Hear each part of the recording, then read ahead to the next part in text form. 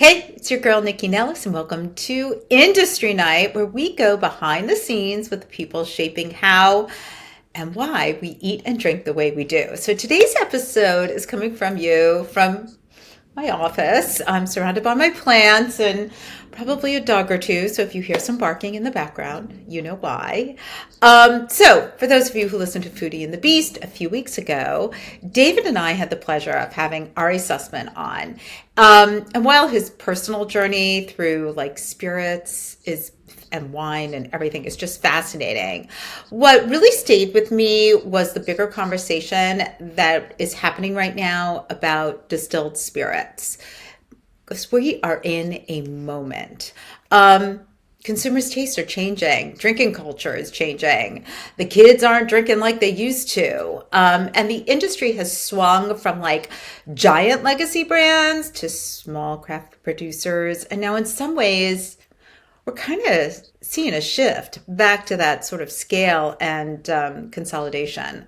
So also, non-alcoholic spirits are rising. Social rituals just look different. I mean, even from just 10 years ago. So today isn't just about a conversation about whiskey, because there is some whiskey involved.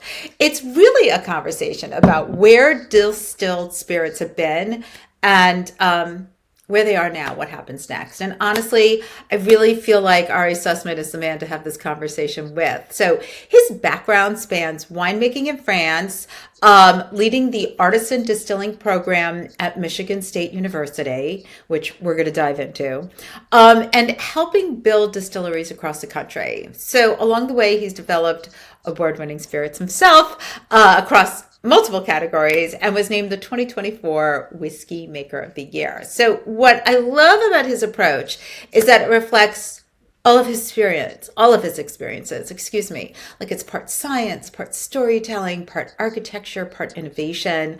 And that's what makes him uniquely positioned to not just talk about whiskey, but like where the entire spirits industry may be headed next. So we got a lot to get through. Ari, welcome to Industry Night. Nikki, thank you so much for having me. It's a joy to be here with you. Well, I'm glad we get to talk again because when we're on Foodie and the Beast, it's 10 minutes, it's fast and furious, like there's not a lot of time. So I really kind of want to start from the beginning. I mean, you didn't come into spirits through the traditional route. You started in wine, right? And internationally. So like, how does you go from wine into distilling? How did that happen? Yeah, well, the short of it is, I it's always interesting to hear how people come into distilling because for such a long time it seemed like you needed the right last name. You needed the name that was like on the front of a bottle, and that was your introduction to the industry, or you lived in the town where the thing was made, where the spirits were made. Uh, my story is a little different. I had a job that I really didn't like at the state capitol. I was a policy analyst, and I realized that wasn't for me, and I just wanted to be outside. Didn't really know what I wanted to do, mid 20s. So I bought a one-way ticket to France and got a job at a winery Wow. because I needed cash. Um, and I fell in love with winemaking. I fell in love with long hours, pruning, vines, harvest, all of that, the crush. Uh, the fete at the end of the season where everyone would have a massive party. And then I'd usually leave after that. So I would go to France for about 3 months at a time. And then the rest of the year, I'd find a place to tend bar, Okay. whether that was in London or New York or Detroit area or elsewhere. So that's how I learned. That's how I kind of developed my palate because I had access to wines that I otherwise couldn't afford. Well, it's really interesting that you sort of worked to work. You know what I mean? Like you worked in bars to work in the vineyards, like back and forth. And as you were developing your palate, was there a point, especially since you were working in the bars, where you realized that spirits was going to be more your life work than wine? Yeah. So what happened was, and I think anyone who's worked in a restaurant or worked at a bar will relate to this. The distributors would come in, the sales reps would come in, they'd taste us on a number of wines and they'd be very specific. And this wine comes from this varietal, it's grown in this region. This region has this impact on the expression of those grapes in the final product. These are the decisions that the winemakers made. This is why it tastes like this. Um, And it seemed like there was a lot of information that we were being given as hospitality professionals about the wine. When spirit sales reps came in, it was a very different story. And no disrespect to any spirit sales rep, because they know as much as the marketing team at the company is willing to share. But there was none of the information that I felt like I wanted to glom onto, Well, do you or think it was the because it customers was did. like a big bottle, like this is Jack Daniels, or this is like it was a name. It wasn't a expression, if you will. You were just supposed to know it as opposed Well, to understand it. Like with wine, you're supposed to yeah. understand it. Do you know what I mean? Yeah. Yeah. With wine, you're supposed to understand it, and that enhances the experience of it and the Hmm. joy of it. And that seemed like the spirits industry had a lot of smoke and mirrors, and that there was a reticence to get into what was happening, what were the decisions that were being made leading up to the product going in the bottle. So I'd ask questions like, what type of corn is being used in this bourbon, or what type of rye, or Hmm. where does the rye come from? Is it American? Did it come from Eastern Europe? Could it come from any number of And were places? they like, "What are you talking about, Ari?" Yeah, yeah. So basically, if you apply normal wine enthusiast questions to the spirits industry, Hmm. it doesn't really lead you anywhere. Nobody it generally talks about what are the ingredients in the wine, what sorts of wood, what varieties or sources of wood end up in the barrels. They like to talk about tradition and family and how many generations and yada yada yada, but very little about the product itself and what goes into the product. And I just became very curious. Okay, clearly these folks either don't know or don't want to share with me the decisions that are going into these products, which are fantastic products, right? Hmm. Bourbon, Kentucky bourbon is wonderful. It's just very difficult um, to learn about it and the decisions that went into making it. Because there's a big curtain between the consumer and the producer. Hmm. In marketing is supposed to fill that gap, but it wasn't. They couldn't tell me much of anything. So then Um, let's move a little forward. So now that you have this and you're like, why is this happening? What did you do to change it? well, I started to decide. I figured I know how to make wine. It can't be that different to make spirits. Mm. And so I started researching places I could go to learn how to make spirits. And the two places that pop up first are University in Scotland, really Hmm. phenomenal legacy, really wonderful Scotch program. And then there's a university in Cognac where you can learn how to make brandy. Okay. Um, and at the time, it was right at the beginning where this third option was beginning to creep up, and that was Michigan State University's Artisan Distilling Program, which was the Hmm. first university program in the country, in the US, to teach spirits making. I'm still kind of gobsmacked about that. Like you would think that if there was a distilling program at a university, it would be like in Kentucky, like it would be in the South. I know that it just seems like that would have been where it would have started. Kentucky has one now. They have a really Okay. fantastic. The University of Kentucky has the James Beam Hmm. program and institute. Really great. In fact, myself and a couple other folks from Michigan State were just down there Okay. presenting some research that we've been doing on grain varietals.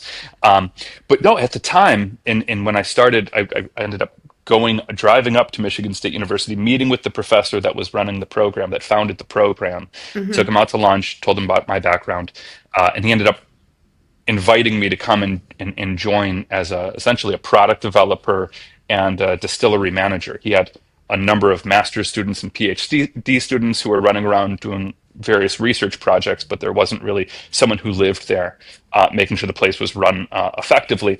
So I was hired to do that. It just so happened that I had this other experience that the scientists didn't, Right. which was I had interacted with normal people who enjoyed drinking the products and talk about it in normal terms, and I had some sense of what was going on in the market and what the trends were. So I tried to bring in the trends that I saw behind the bar. How could science and how could the work being done at Michigan State maybe help push part of the industry forward? So what year is this? Like where are we? Is this the So 90s? Is this it is about 2000s? this is about 2008. Okay.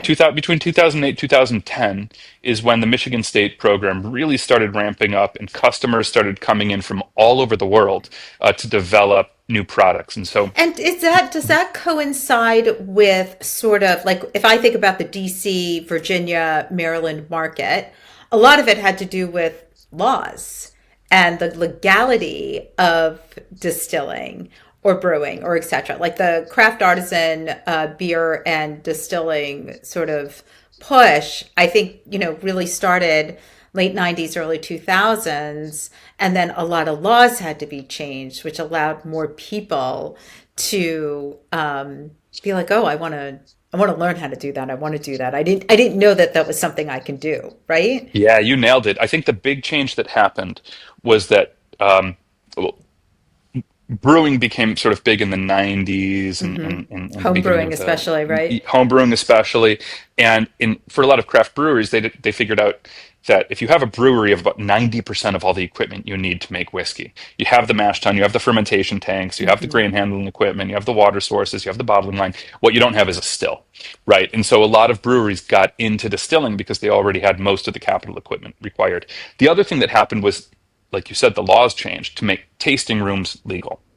So Spirits has a very old school distribution model where distillers have to sell to distributors, and distributors can then sell to liquor stores and restaurants. And for a very long time, for like 90 years, that was the only way a spirit could get to market. And it was very difficult for startups, for entrepreneurs to enter the industry because there was such a high barrier.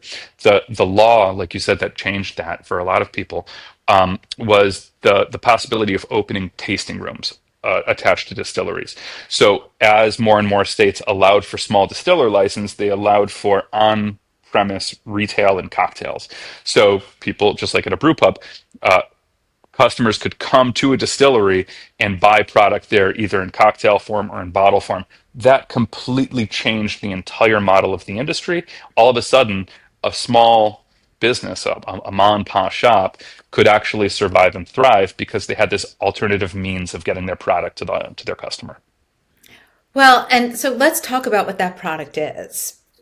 Because you don't just make whiskey, you have made a variety, the vodkas and gins, you've made a variety of products. And when I think of distilling, to me, I think of like whiskeys and bourbons as like the hardest because they have to wait the longest. So, over the years, I've had lots of people who started with vodka or started with gin because they weren't as, they didn't need as much manipulation and they could be out sooner. And then they were waiting, for their whiskeys or whatever to mature. So at the school, how do you walk people through the program? Yeah, and so I would say that bourbon isn't necessarily the most difficult to produce, and it takes the most patience. But the Okay. barrel supplies so much of the character of the spirit that even if there are issues with fermentation and distillation, having a long maturation period in the barrel can kind of sand out some of those rough edges. Whereas an unaged spirit like vodka, if you're making it from scratch, or even gin, those can be significantly more challenging than a whiskey because there's no room for error, because there's no aging. Okay. Everything that ends up in the collection vessel is going to end up in the bottle. So in some ways, vodka, ironically, is sometimes more difficult to make. In the way we had our business incubator and development lab at Michigan State, is entrepreneurs would come in, they'd email us, hey, I want to come in, I want to develop a range of spirits. I need a vodka and a gin because I need to sell something immediately while I'm simultaneously producing whiskey that I will age, right? And I'll release it once it's ready. But I'll run the business on vodka and gin in the near term. And entrepreneurs would come in. We'd spend a couple weeks, sometimes longer, with them. And hands-on process. They would make all of their products, and they would leave with standard operating procedures and Wow. instructions to go back home and do it there. And sometimes we would send students. Dr. Berglund, the late great Dr. Berglund that founded the program, he would send students all over the country to put stills together and help train entrepreneurs in becoming distillers. He called them the flying monkeys. He would always Oh, just go he'd send out the flying monkeys to help entrepreneurs set up their facilities. I'm curious, as a part of your education program, how important was the agriculture used in the spirits? I mean, how important was terroir? How important all the things you learned in wine and the things you weren't getting when you were being pitched products, right? How important was that in the academics to these new entrepreneurs? It was really important because one of the values that being a small distiller, one of the values that you can put, one of the features and benefits of your product is you can use local grain. Hmm.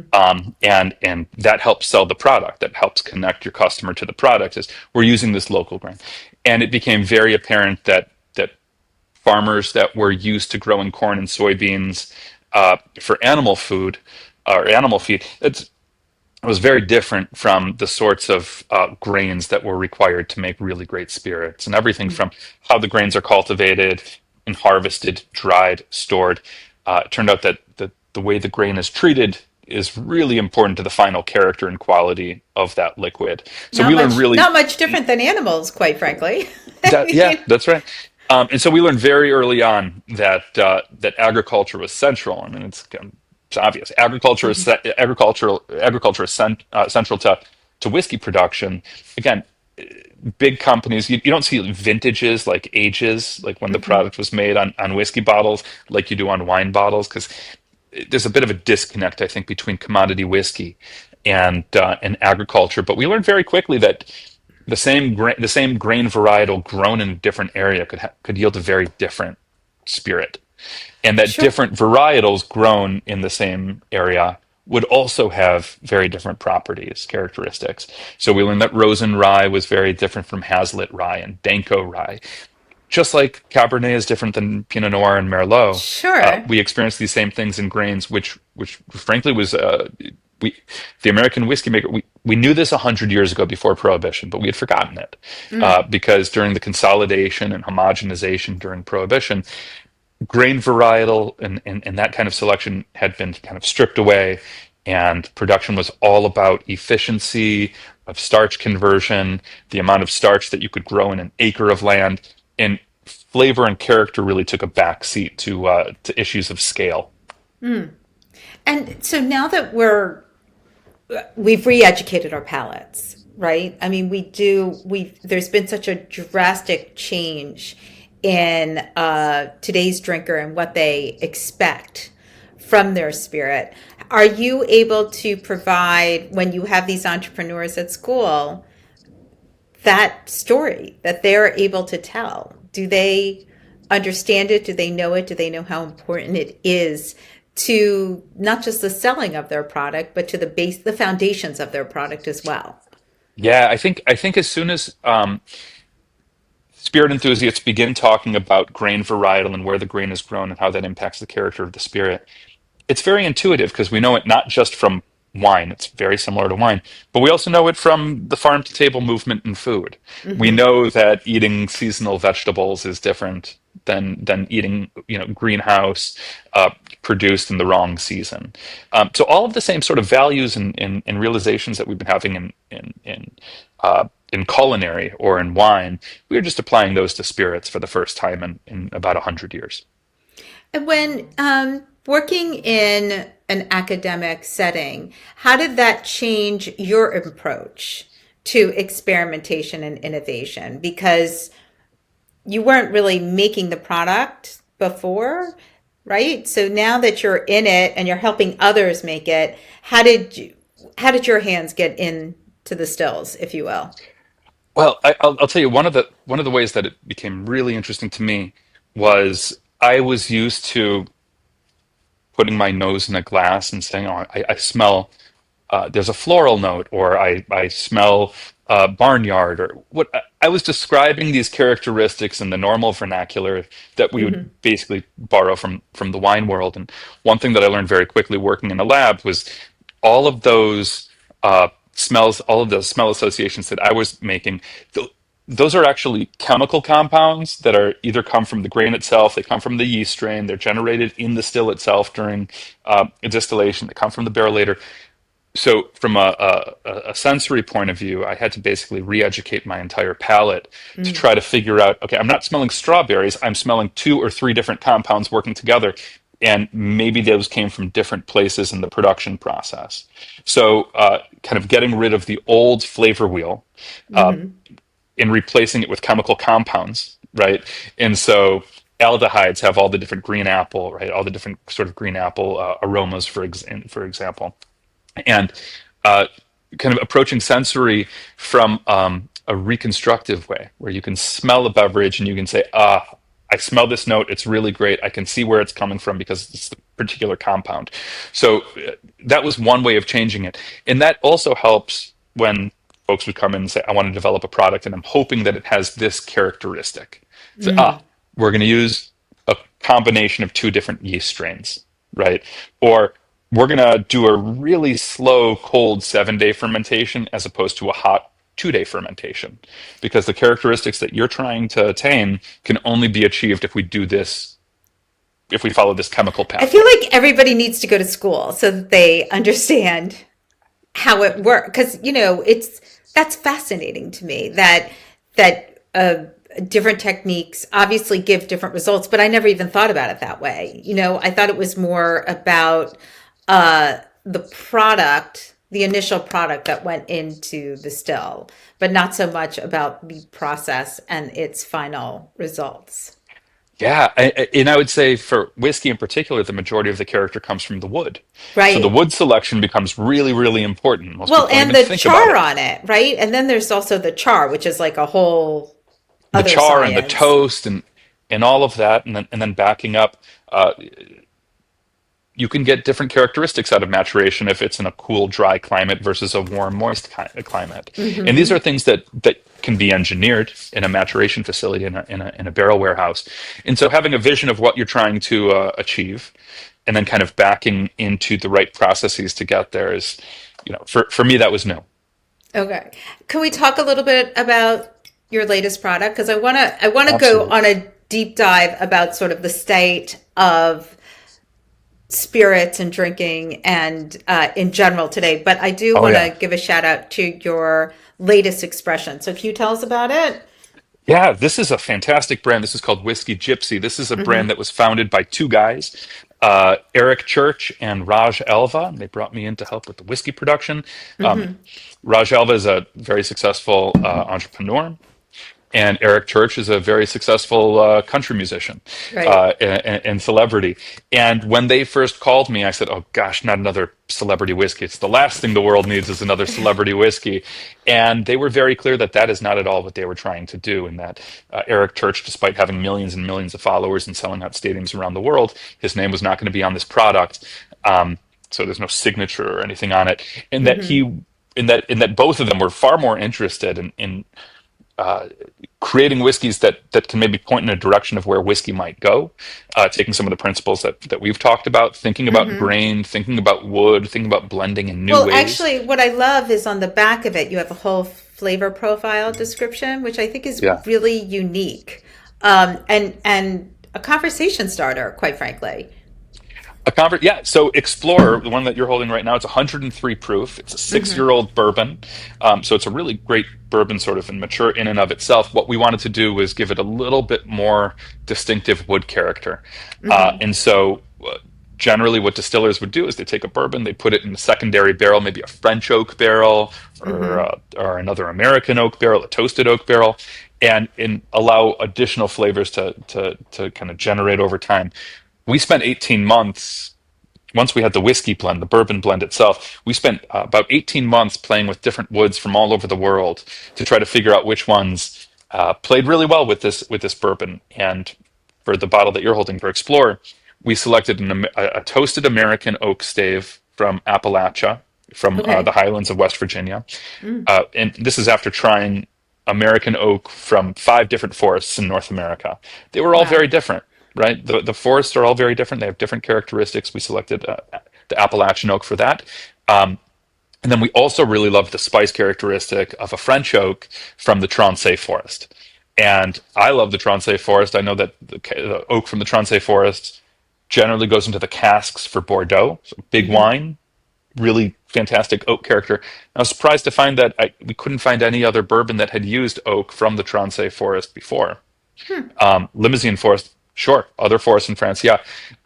So with Explorer, we're really looking at the relationship between whiskey and wood, and very specific woods from around the world. We have a few other limited edition Explorer products coming out that feature oak from Japan Oh, wow. and from Hungary and from some other places as well. But it's you're starting with just the wood. You're not using like a Bordeaux uh barrel, like a barrel Yeah. that's already been used, right? You're starting with No, fresh we're wood. starting with we're starting with the wood that's been cured. It's been aged outside for 36 months. It's been Hmm. cut into staves, kind of thin staves. Hmm. And rather than cooper those staves into a barrel, we actually use the staves themselves Oh, in blending interesting. vessel. And the reason to do that, and this is a big unlock. This is something that I try to share with my fellow whiskey makers whenever I can. Aging in a barrel is great, but you are locked into a surface to area, a surface to volume, surface area to volume ratio, right? Hmm. Barrel is a certain size, you can have a certain amount of liquid in it, and that ratio is going to produce a very specific extraction curve. And the Okay. only variable you have is you can put it in for 1 month or 3 months or 6 months, and it just develops. If you use staves, you can put less wood in than there might be in a barrel and get a very kind of lighter extraction curve, or you can put a lot more wood in than you would ever see in a barrel for a short amount of time, and it will only pull out because the kind of the sweeter lactone tends to be extracted before the more astringent tannin. If you want Okay. to build up sweetness, don't use a barrel, use staves, a lot of staves for a very short amount of time, and just the sweetness will be pulled out of the barrel. Then you can pull the staves out like a tea bag before the astringent tannins begin to creep in. That's that's what I was thinking, like tea. Like, Mhm. you like it light, you like it dark. That's a very do a lot of other distilleries use that process? Not that I'm aware of. And listen, we didn't make it up. We stole it from Sure. winemakers. Winemakers do this all the time, right? Oh, they do. Winemakers are always playing around with tank staves, Hmm. large amounts, because barrels are also, it's such a small volume, you can, very inconsistent. Hmm. Large scale winemakers, you have a 20,000 gallon holding vessel full of wine. You put the wood in like tea Right. bags, and then you extract it when you're ready. What we found is not Well, only then it can sounds like you're not stuck, right? So if you think it needs to be in the barrel, I mean, I know you can taste it, but it's a whole nother dimension, right? sure, very A whole nother interesting. dimension, and it's not only the surface area to volume ratio that can now be adjusted. It's now a variable for us to play with. It wasn't a variable when we were only dealing with barreled. We can also do the extraction at various proofs because the whiskey will pull out different compounds if it's at 80 proof, 100 proof, or 120 proof. So between surface area to volume ratio, being able to adjust that, and contact time, that's another variable that we have, and then proof. Well, now it's just a matter of experimenting to figure out how to get that perfect profile. Do you think, what do you think the biggest misconception consumers have? Like, given all this information we just took in, what do you think the biggest misconception is about what makes a whiskey taste great? Like, what do you think people think whiskey is supposed to taste like? Yeah, I think because we've had such a long time of American whiskey being dominated by yellow dent number two corn, right? Which is a modern marvel. It's fed the world because of yellow dent. The Hmm. population, the world, it was one of the factors from a calorie point of view that allowed the population to go from 2 billion to 10 billion in 100 years, Mm, right? That which is what happened over the past 100 years. World population grew exponentially, and corn had something to do with that. That's where the calories came from. But yellow dent number two, which is used almost exclusive. I mean, the American whiskey industry uses almost exclusively this corn because it's efficient, it yields a lot of starch, but there's not a ton of flavor. Um, and so American whiskey has been dominated by the flavor of wood because the grain that has been selected was not selected for flavor. interesting. It's been selected for efficiency, and so American. I think we've been told that whiskey should taste primarily like wood, and wood is a very important input. But just like with wine, the fruit is the middle of it, and the wood, the oak, is used to frame it. Mm, Um, and some wines are more fruit forward, and some are more cask forward or wood forward. American whiskey has been so wood forward that as we start to play with more expressive, more flavorful grain varietals, even whiskey enthusiasts who are really well educated taste this whiskey and say, "There's a lot more going on here. There's a lot more character here, more to delve into, more to think about than previous, because previously it just tasted kind of like toasted and charred mm, oak, but now there's this added dimension where we can select grains, where we can select different corns with different oil contents and flavors. We make whiskey with corn that is used by chefs, right? mm. That hadn't been done in a very long time. So the Well, same reason chefs are selecting corn, the same reason why we're selecting corn. And so we're able to make more flavorful whiskeys that are a balance between that grain character and the wood character. which is very exciting. And there's obviously a market for it, but there has been an explosion, as we talked about earlier, of craft distilling, especially over the last decade and a half. What sort of separates, like, what do you see? What separates the producers who are going to survive and the ones who won't? Because if we look at the brewing, what happened in the craft beer industry, we had this like beer, like we had, I mean, in this area, there were so many breweries. I mean, there still are, but quite a few have closed. Like, Mhm. is it too much for the region? I mean, what's your professional opinion? Like, how do these businesses not just survive, but thrive? Yeah, I think the businesses that had focused on quality, but also having a direct relationship with their customer. Mm, You really have to know who your. It's kind of like a restaurant. It's kind of like many businesses. The best customer is the return customer, the loyal customer. mhm, Customer acquisition cost is high in any competitive industry, whether it's restaurants or you go to a liquor store. There's a lot of choices there. So the successful companies are the ones who have figured out how to build loyalty, how to be the choice for your people, and part of that involves knowing who your people are, who are your fans, who are your advocates, who are the people in the community who are apostles for what you're doing. mhm. And in you know certainly capitalization is part of it, and how much money people spent on overhead. Did you buy a big fancy facility and you didn't necessarily need that for your Right. business? All of that. But I think the real marker of longevity is, are you making a product that connects with people, and do you understand why it connects with people? Can Mhm. you lean into that? Can you figure out where are the larger groups of people who that feature that you're bringing to the table? What is the reason for someone to select your brand over another brand? It's not because you're a nice person. It's because it has to be really good, but hopefully your brand also stands for something. And by the consumer choosing your brand over all the other competing brands, they're saying something about who they are and why they're choosing your brand. So you have to have that special hook, that reason for someone to purchase and then repurchase and then talk about.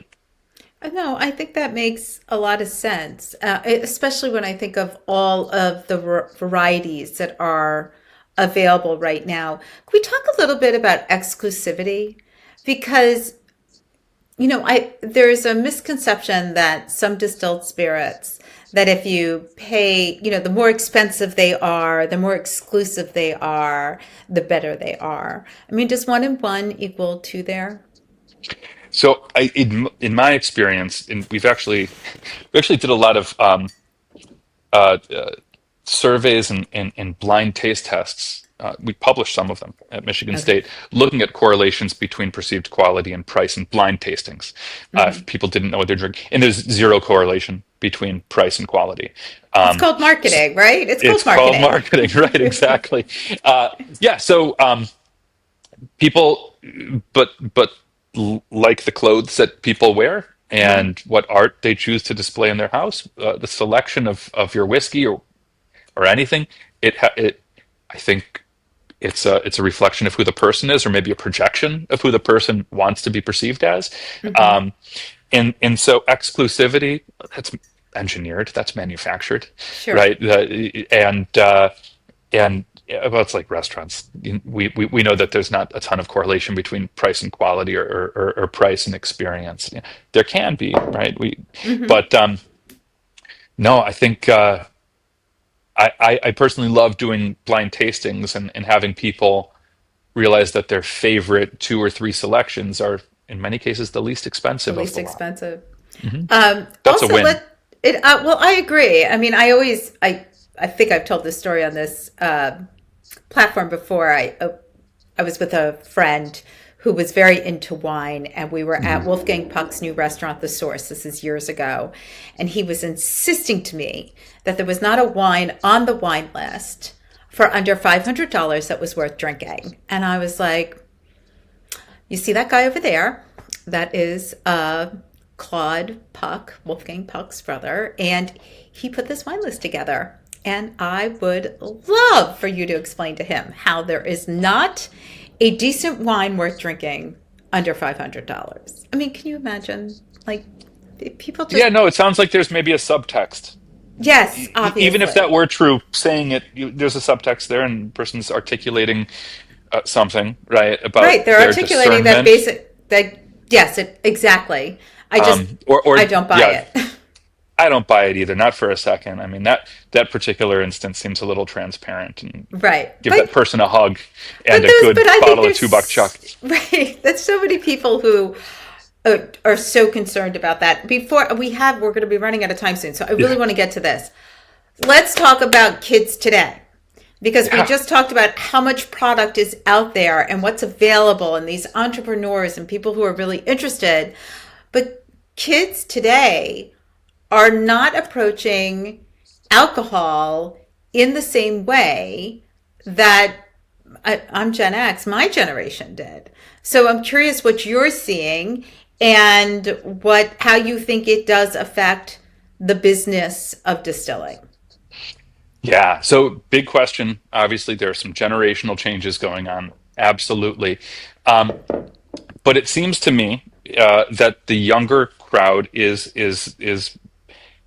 they're still drinking quite a bit. Obviously, they're drinking from cans, Hmm. ready to drink cocktails, which is a new format. Didn't exist a while ago. Now it's the fastest growing format in many markets. It's It's outselling conventional also bottles. it's also calorie conscious. Hmm. If you think about it, like the what are the I don't drink them, but you know the ones in the can that are like they're like LaCroix with some sort of the seltzers, Yeah, the you seltzers, know, 100 calories in a right in a 12 ounce or a 9 ounce. exactly, compared to the 500-calorie wine coolers we used to drink back in the day. Yeah, yeah, So, and some of them are really fantastic, modern marvels.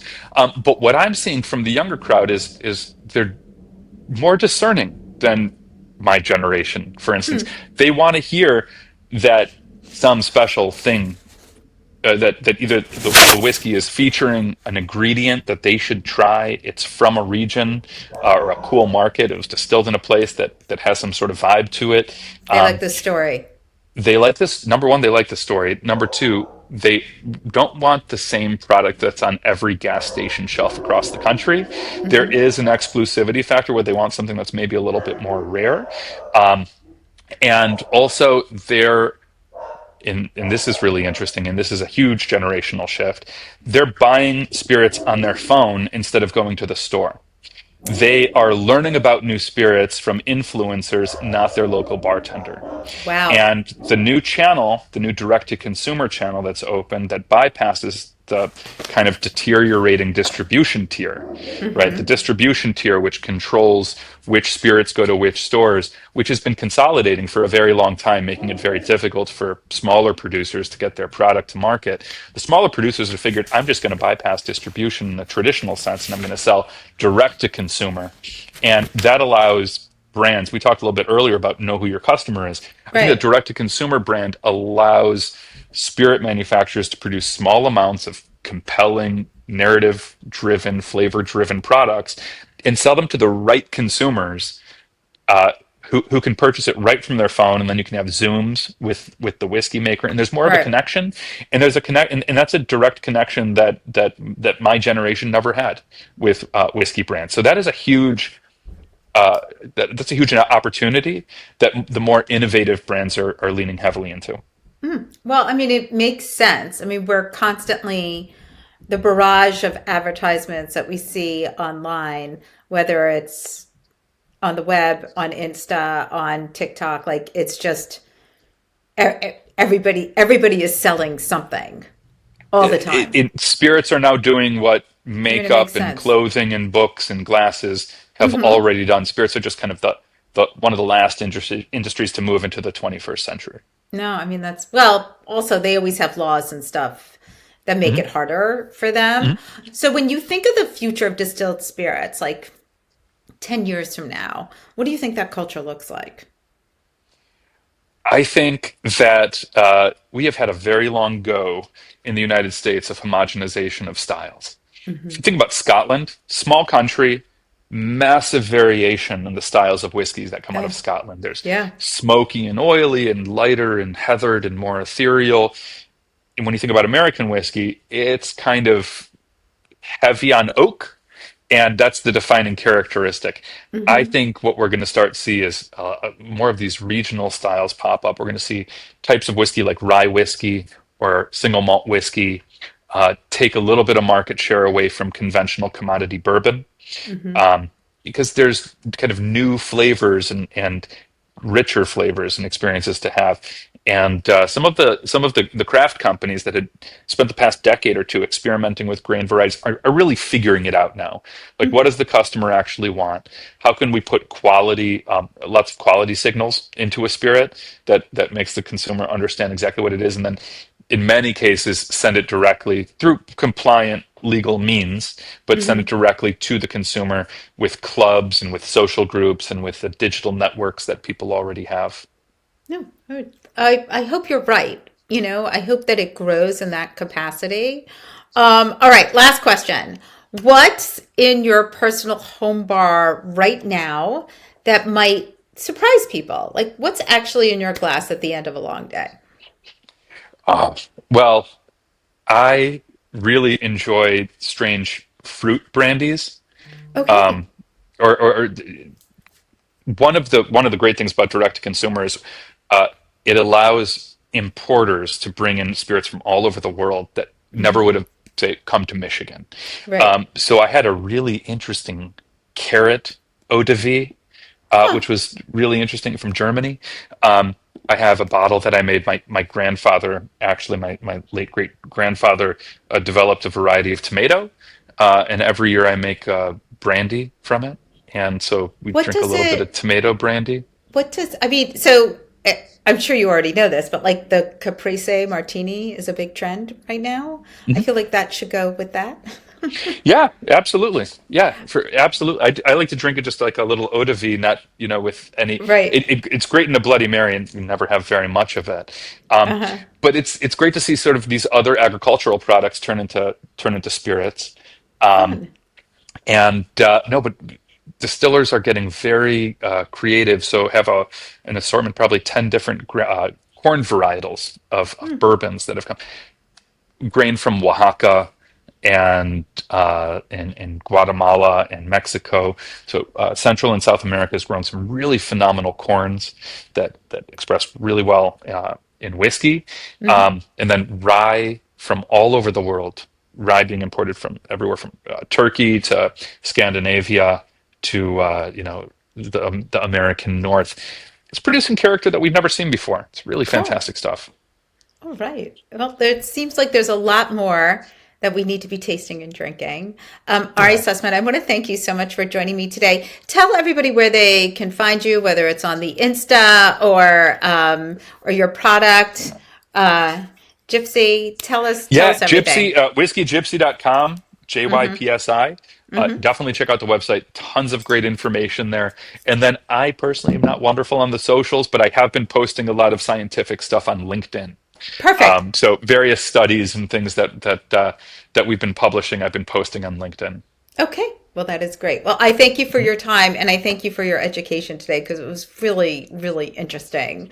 That's great talking to Um, you, Nikki. yeah, it's so good. I'm just going to wrap up. So, this was, I will say honestly, the exact conversation that I had hoped for. Not just about whiskey or distilling, but I mean, Ari and I got into it about sort of the culture and agriculture and our behavior. And I love how all of it intersects. So a huge thank you to Ari Sussman for joining me today and for bringing both science and the humanity to this conversation. And I want to thank all of you for joining me again on another industry night.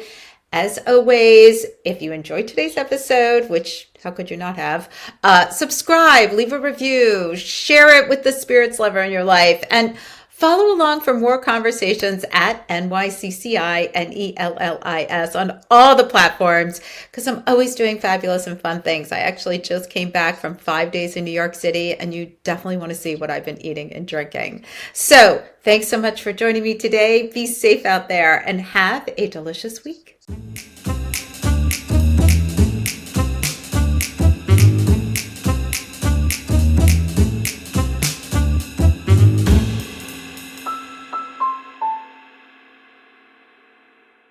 Produced by Heartcast Media.